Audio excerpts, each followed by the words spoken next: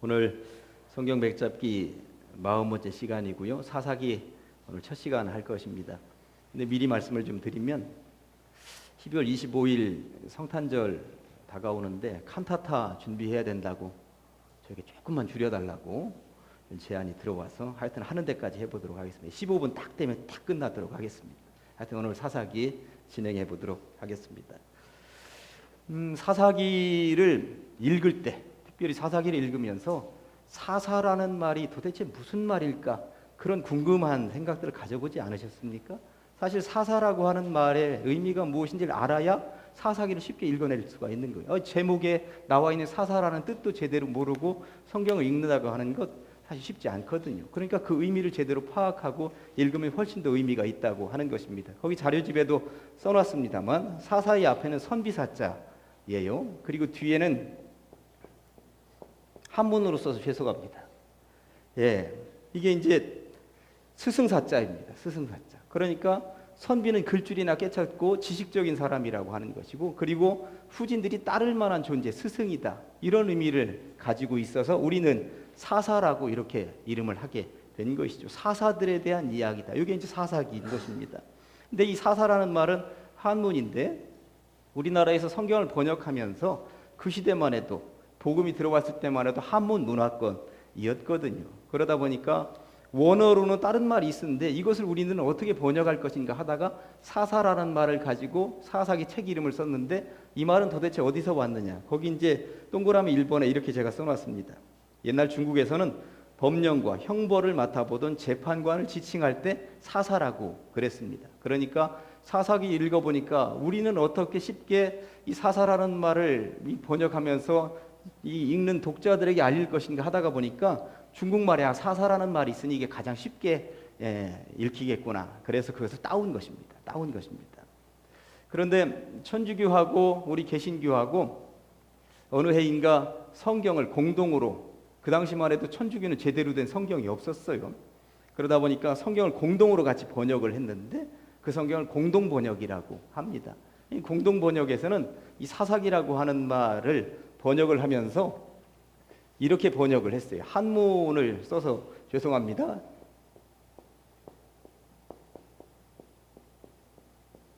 판관이라고 썼어요. 판관기라고. 그래서 공동 번역에는 판관기라고 쓰여져 있습니다. 판은 재판한다 할 때 판이고요. 재판.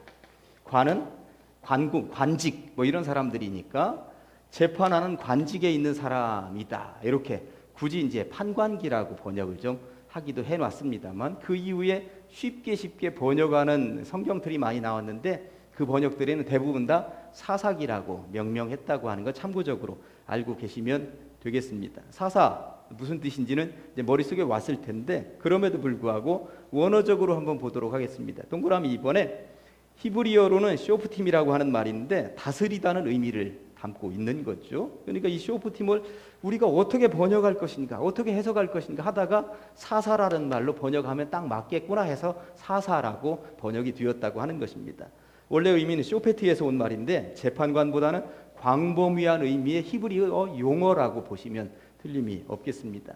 광범위한 의미이다 보니까 다스리는 것, 재판관 요거 이외에 어떤 역할을 하고 있었느냐. 동그라미 3번에 사사는 정치적으로는 거의 왕 같은 존재인 것이고 군사적으로는 대장군 같은 존재인 것이고 사법적으로는 재판을 하는 판사 같은 존재, 이런 것들을 뭉뚱그려서 사사가 하는 역할이었다고 보시면 틀림이 없는 것입니다. 그렇다고 해서 왕이냐? 왕은 아니었다고 하는 것입니다. 왕이 아니었다고 하는 것은 또 어떤 의미를 담고 있겠어요? 왕이 아니었으니까 왕궁도 없습니다. 왕이 아니었으니까 부하도 없습니다. 왕이 아니었으니까 신하들도 없습니다. 왕이 아니었으니까 지방정부도 하나도 없습니다. 왕이 아니었으니까 세금도 걷지 않습니다. 그러면 이 사사는 어디서 어떻게 살았느냐? 사사는 자기 집에서 먹고 자고 하다가 나라에 무슨 일이 발생을 하면 그때 분연이 일어나서 이 전쟁이 일어날 것 같으니 백성들아 모이시오 하고 전국 방방곡곡에 공문을 내보내서 모여라 하고 그때 소집을 해서 전쟁을 치르고 전쟁이 마쳐지면 또 자기 집으로 가서 농사 짓던 사사는 농사 짓고 물고기 잡던 사사는 물고기 잡고 사사는 자기 자리로 돌아갔던 거예요.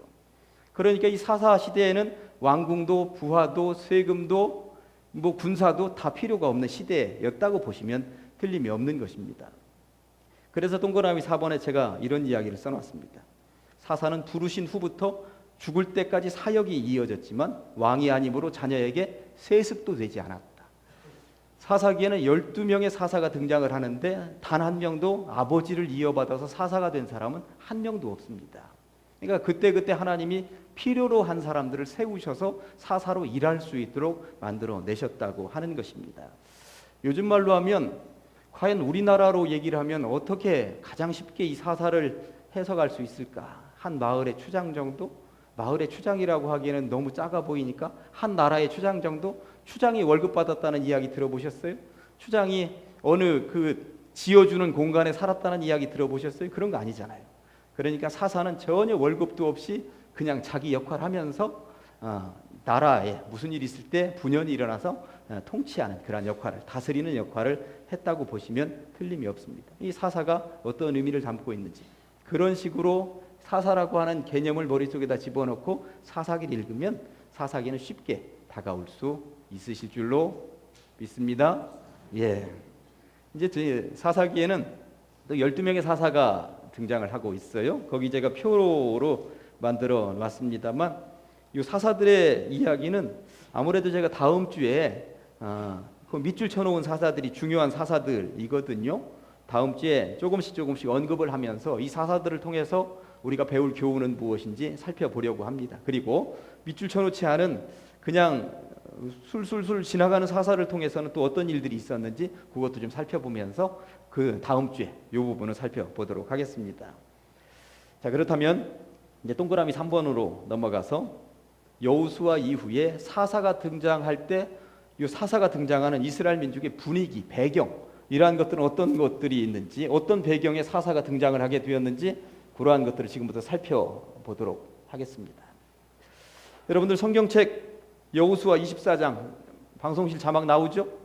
여호수아 24장 14절부터 18절까지는 여호수아가 죽기 직전에 유언을 남기는 장면입니다. 여호수아를 공부하면서 저 장면 한번 보셨습니다. 복습한다고 생각을 하고 한 번 더 보려고 하는데 여호수아는 24장까지 되어 있는데 저 유언 남기고 이제 110살의 나이로 죽는 거예요. 그러므로 이제는 여호와를 경외하며 온전함과 진실함으로 그를, 그러니까 하나님을 섬기라. 너희의 조상들이 강 저쪽과 애굽에서 섬기던 신들을 치워버리고 여호와만 섬겨라. 죽기 직전에 백성들을 다 모아놓고 지금 유언을 남기는 거예요. 만일 여호와를 섬기는 것이 너희에게 좋지 않게 보이거든 너희 조상들이 강 저쪽에서 섬기던 신들이든지 또는 너희가 거주하는 땅에 있는 아모리 족속의 신들이든지 너희가 섬길 자를 오늘 택하라. 오직 나와 내 집은 여호와를 섬기겠노라 하니. 여호수아가 이게 아주 고단수입니다. 고단수입니다. 중국집에 가가지고 너희들 뭐 먹을래? 그래, 짜장? 짬뽕? 짜장 짬뽕? 그래놓고 나는 탕수육 뭐 이러는 사람인 거예요 지금. 그러니까 다 선택의 길이 없어 지금. 어떻게 할래? 하나님 섬길래? 이방 민족 섬길래? 해놓고 나는 하나님 섬길 거야. 이러면 백성들이 뭐라고 대답을 하겠습니까? 굉장히 고단수로 백성들의 대답을 지금 이끌어내는 작전입니다. 그랬더니 백성들이 대답하여 이르되 우리가 결단코 여호와를 버리고 다른 신들을 섬기기를 하지 아니하겠습니다. 이는 우리 하나님 여호와께서 친히 우리와 우리 조상들을 인도하여 애굽 땅 종되었던 집에서 올라오게 하시고 우리 목전에서 이 큰 이적들을 행하시고 우리가 행한 모든 길과 우리가 지나온 모든 백성들 중에서 우리를 보호하셨기 때문에 우리가 어떻게 그 하나님을 거부하겠습니까? 여호와께서 또 모든 백성들과 이 땅에 거주하던 아모리 족속을 우리 앞에서 쫓아내셨음이니 그러므로 우리도 여호와를 섬기리니 그는 우리 하나님이시미니이다 하니라. 아멘. 여호수아가 나는 오직 하나님만 섬길 것이다. 우리 가족도 내 후손들도. 그런데 너희들 어떻게 할래? 백성들에게 물었더니 우리가 어떻게 이방신을 섬기겠습니까? 하나님이 우리를 이끌어서 이 땅에 정착하게 하신 그 놀라운 하나님, 기적의 하나님, 이런 하나님을 우리가 어떻게 거부하겠습니까? 이런 약속을 여호수아 앞에서 하나님 앞에 분명히 했습니다. 그렇다면 그 이후에 어떤 일이 벌어졌는지 이제 사사기를 통해서 보도록 하겠습니다. 사사기 2장 7절부터 10절까지도 자막에 나올 텐데 뭐 성경을 보시든지 자막을 보시든지 한번 보세요. 어떤 일이 벌어졌는지. 백성이 여호수아가 사는 날 동안과 여호수아 뒤에 생존한 장로들 곧 여호와께서 이스라엘을 위하여 행하신 모든 큰 일을 본 자들이 사는 날 동안에 여호와를 섬겼더라. 그러니까 여호수아와 장로들, 이 놀라운 역사를 본 사람들이 살아있는 동안엔 섬겼더라. 뒤가 이게 뭔가 부정적인 이야기를 할 것 같다는 생각이 드는 뉘앙스가 풍기고 있지 않습니까? 8절에 여호와의 종 눈의 아들 여호수아가 110세에 죽음에 무리가 그의 기업의 경내 에브라임 산지 가스산 북쪽 딥낫 헤레스에 장사를 했습니다. 무덤을 만들었고 그 세대의 사람도 다 그 조상들에게로 돌아갔습니다. 여호수아 세대 사람들도 다 죽었다는 이야기입니다. 그 후에 일어난 다른 세대는 여호와를 알지 못하며 여호와께서 이스라엘을 위하여 행하신 일도 알지 못하였더라. 이게 얼마나 안타까운 장면인 거예요. 한 세대, 그러니까 가나안 땅에 정착한 한 세대, 그때만 하나님 섬기고 그 이후 세대는 여호와를 알지 못했더라라고 하는 말이 기가 막히지 않습니까? 세상에 어떻게 이런 일이 발생할 수가 있단 말인가? 왜 이런 일이 나타났을까요? 신앙의 후진들에게, 자녀들에게 신앙교육을 제대로 못 시킨 것입니다. 뻔히 신앙교육을 제대로 못 시킨 거예요. 그러다 보니까 저런 일이 발생할 수밖에 없었다라고 하는 것이고요. 여호수아 같은 뛰어난 지도자들의 부재, 지도자가 나타나지 않았습니다. 그 이후에 여호수아가 자기 후임을 제대로, 그러니까 모세가 여호수아에게 물려주었듯이 여호수아가 자기 후진 누구에겐가 그 권력을 제대로 물려주면서 백성들을 제대로 이끌 수 있도록 했어야 되는데 그런 일이 없었다라고 하는 것입니다. 그러다 보니까 이리저리 휩쓸리면서 백성들이 그냥 신앙 잃어버리고 다 주저앉는 경우가 되었다고 하는 거예요.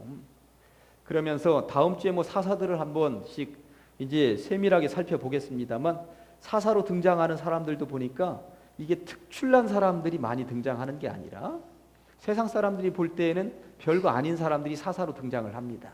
두 번째 사사인 에훗 같은 경우는 왼손잡이예요.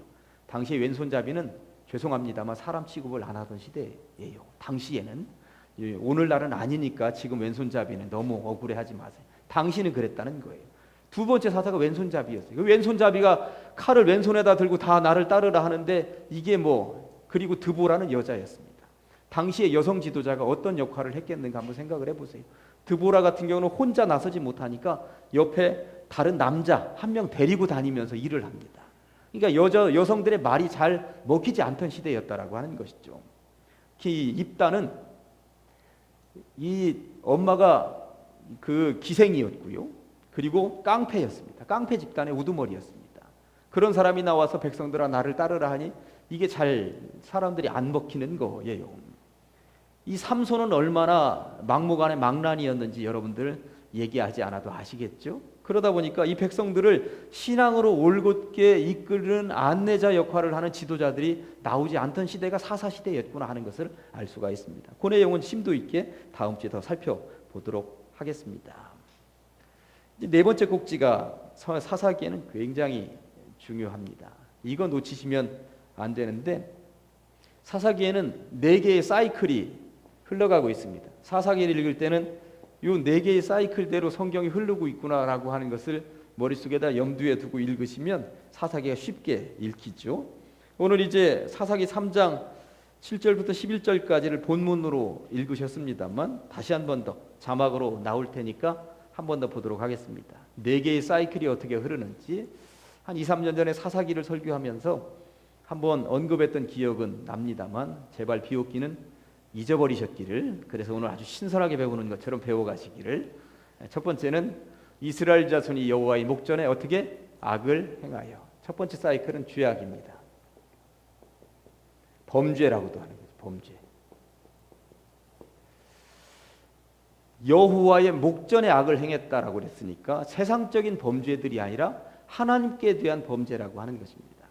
성경적으로 죄가 무엇이냐 하면, 성경적으로 죄라고 하는 것, 세상적인 죄, 살인이나 간음이나 이런 것들도 십계명에 포함이 되어 있기는 합니다만, 그런 도적질이나 이런 죄가 아니라 성경적으로 죄는 하나님이 없다 하는 것, 이게 성경적인 죄예요. 하나님 없이도 다 내가 할 수 있는 것처럼 살아가는 것, 아나무인인 삶이 성경적인 죄입니다. 그러니까 여호와의 목전에 악을 행했다라고 하는 것이 어떤지 뒤에 분명히 나와 있습니다. 자기들의 하나님 여호와를 잊어버리고 바알들과 아세라들을 섬긴지라. 이게 죄악입니다. 하나님 없이 살아가겠다, 하나님 없이 다른 신을 섬기겠다, 이게 성경적으로 큰 죄악이라고 하는 이야기인 것입니다. 이런 죄악, 이런 범죄를 저질렀다고 하는 것입니다. 그랬더니 어떤 일이 벌어지는가? 8절. 여호와께서 이스라엘에게 어떻게 진노하셨다고 나와 있습니다. 진노. 다른 말로 하면 징벌입니다. 징벌. 하나님께서 이스라엘 백성들을 징계하십니다. 채찍을 들으신 것이죠. 그러니까 범죄했고 진노, 징벌을 내리셨습니다.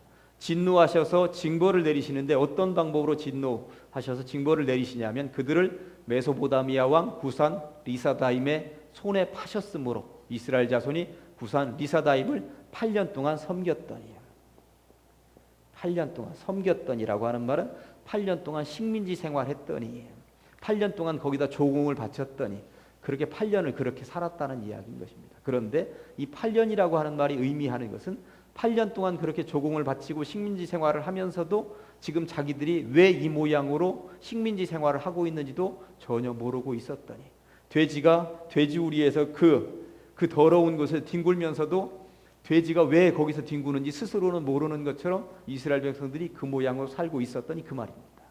그런데 8년쯤 지나고 났더니 9절에 그렇게 되어 있죠. 이스라엘 자손이 여호와께 부르짖음입니다. 부르짖었다라고 하는 것, 다른 말로 하면 회개했다라고 하는 말입니다. 회개.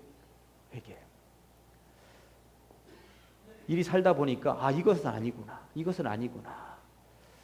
누가복음 15장에 등장하는 탕자가 그 돼지 우리간에서 돼지를 먹이고 쥐염 열매로 양식을 겨우 삼으려고 얼마를 버텼는지 거기는 쓰여 있지 않습니다. 그런 기간이었다가 내가 이게 뭐 하는 짓인가? 나에게는 아버지가 있고 하나님이 있지 않은가? 돌아가자.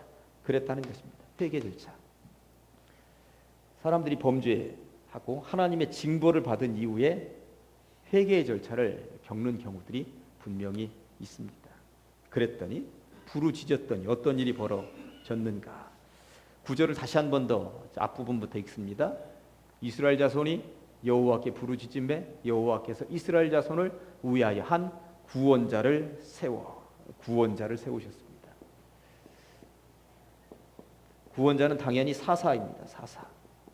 구원자를 세워서 구원자를 통해서 이 백성들을 다시 살려내셨다라고 하는 이야기가 나와 있는 것입니다. 이게 이제 4개의 사이클입니다. 범죄, 징벌, 회개, 구원. 요게 이제, 그런데 요게 이제 한 번만 여기에 딱 나오고 끝나면 참 얼마나 좋겠습니까? 그런데 오늘 본문이 11절까지 되어져 있는데, 죄송합니다만 12절 한번 보시겠어요? 12절. 거기 제목은 사사 에훗이라고 나와 있습니다만 12절에 요건 자막 없습니다. 성경을 봅니다. 이스라엘 자손이 이 또라고 하는 말이 얼마나 기가 막힌 말입니까? 또 여호와의 목전에 악을 행하니라. 죄악입니다. 이 사이클 첫 번째 죄악, 범죄, 행하니라. 이스라엘 자손이 여호와의 목전에 악을 행함으로 여호와께서 모압 왕 에글론을 강성하게 하사 그들을 대적하게 하심에 에글론이 암몬과 아말렉 자손들을 모아 가지고 와서 이스라엘 쳐서 종려나무 성읍을 점령한지라. 이에 이스라엘 자손이 모압 왕 에글론을 몇 년? 18해 18년 동안 섬기니라. 8년이었는데 이게 사람들이 이제는 갈수록 무뎌지는 거예요. 더 문기적되고 그게 죄인 줄도 모르고 거기 그냥 주저앉아 있는 경우들이 있다라고 하는 것입니다. 18년 동안이라 그냥 그게 돼지우리인지도 모르고 거기서 문기적거리고 있더라라고 하는 것입니다. 이런 일이, 이 사이클 두 번째까지. 그러더니 그 다음에 어떻게 되는가? 15절에 이스라엘 자손이 여호와께 어떻게 부르짖으며, 이 세 번째 사이클 들어왔습니다. 여호와께서 그들을 위하여 한 구원자를 세우셨으니. 그러니까 앞에 첫 번째 사사가 등장할 때도 요 4개 범죄, 징벌, 회개, 구원의 사이클이 들었더니 두 번째 사사 에훗이 등장할 때도 요 사이클로 지금 성경이 흐르고 있다라고 하는 것 보시면 이 사사기를 읽어낼 수 있는 그 흐름을 알 수가 있다라고 하는 것입니다. 제가 거기 가로 4번에 1, 2, 3, 4 해놓고 화살표를 해놓았습니다. 죄악의 악순환은 계속 이어졌습니다. 사사기 3장 12절에서 15절까지 지금 읽었습니다. 4장 1절을 한번 조금만 더 참고해 볼까요? 4장 1절부터 4절까지도 그렇습니다. 두 번째 사사 에훗이 죽었습니다. 이스라엘 자손이 또 여호와의 목전에 악을 행하매 여호와께서 하솔에서 통치하는 가나안 왕 야빈의 손에 그들을 파셨으니 그의 군대 장관은 하롯의 학고임에 거주하는 시스라요. 야빈 왕은 철병거 900대가 있어서 20년 동안 이스라엘 자손을 8년이더니 18년이더니 이제는 20년 동안 갈수록 더 무뎌지는 거예요. 사람들이 갈수록 더 무뎌집니다. 심각하지 않습니까? 이게 사람인 것 같구나 하는 생각이 드는 것입니다. 그랬더니 3절을 다시 봅니다. 야빈 왕은 철병거 900대가 있어 20년 동안 이스라엘 자손을 심히 학대했으므로 이스라엘 자손이 여호와께 부르짖었더라. 그때 랍비도세 아내 여선지자 드보라가 이스라엘의 사사가 되어서 어쨌든 드보라가 이리저리 해서 이스라엘 백성들을 살려내는 장면이 나와 있습니다. 그 장면이 다음에 6장에 또 등장한다라고 하는 것입니다. 이 사사기는 이런 흐름입니다. 징벌 당하지 않고 회개하고 돌아오면 얼마나 좋습니까? 사람들이 범죄할 수 있습니다. 범죄할 수 있습니다. 어떻게 완벽하게 살아가겠습니까? 사람들 부족하고요. 모나 있기 때문에 완벽하게 살지 못합니다. 그러나 순간순간 두 번째 단계 거치지 않고 곧바로 3번 단계로 갈 수 있으면 얼마나 좋겠습니까? 그러나 사사기 시대에 사사 시대의 백성들이 어리석어서 거기가 돼지우리인 줄도 모르고 계속 거기서 문기적되면서 가면 갈수록 해를 더하면서 그렇게 죄악으로 그리고 하나님 앞에 부르짖을 줄도 모르고 이렇게 살고 있었다라고 하는 이야기인 것입니다. 그런 사사 시대 이야기를 이제 다음 주에 조금 더 심도 있게 살펴보려고 하는 것입니다. 그래서 제가 이번에 오늘의 말씀을 사사기 2장 10절에 뒤에 다 읽고 나면 아멘 하기는 쉽지 않은 성경 구절을 가지고 왔어요. 왜냐하면 이런 구절을 가지고 우리가 경각심을 좀 가져보자라고 하는 생각 때문에 그렇습니다. 그리고 내 신앙이 우리 자손에게 물려지지 않으면 어떡하지? 내 자식들에게 물려지지 않으면 어떡하지? 이것이 심각한 경고 메시지로 들어야 된다라고 하는 이야기인 것입니다. 여호수아 세대 이후에 뒤에 다 무너졌다라고 하는 것이 얼마나 심각한 것입니까? 그런 의미를 담아서 사사기 2장 10절 말씀을 같이 한번 봅니다. 시작. 그 세대의 사람도 다 그 조상들에게로 돌아갔고 그 후에 일어난 다른 세대는 여호와를 알지 못하며 여호와께서 이스라엘을 위하여 행하신 일도 알지 못하였더라. 이런 일이 우리 가장제일교회 성도들의 가정에서는 나타나서는 안 되겠다 하는 생각이 드는 것입니다. 그래서 우리 교회가 늘 표방하는 것 중에 하나가 미래가 소망 있는 교회입니다. 과거가 아무리 영광스럽고 현재가 아무리 자랑스러운 교회다 하더라도 미래가 소망이 없다면 아무 소용이 없는 것입니다. 여호수아 시대가 얼마나 영광스럽고 자랑스러웠습니까? 그러나 여호수아 다음 세대가 이렇게 무너져 내렸다라고 하는 것은 죄송합니다만 여호수아도 일부분의 책임이 있어요. 후진들 교육을 어떻게 시켰는가? 후진들 교육을 제대로 잘 시켜야 되는 것이다 하는 생각이 드는 것입니다. 기도하겠습니다. 하나님 아버지 감사합니다. 이 밤에 우리를 불러주시옵시고 성경 맥잡기 사사기를 통하여서 우리가 깨닫고 느끼게 하시니 감사합니다. 신앙을 후진들에게 물려주지 못하면 무슨 의미가 있겠습니까? 미래가 소망 있는 교회를 꿈꾸고 있사오니 우리 교회 성도들과 함께하여 주시옵시고 신앙의 흐름이 부드럽게 자녀손들에게 이어질 수 있도록 하여 주시옵소서. 예수님의 이름으로 기도합니다.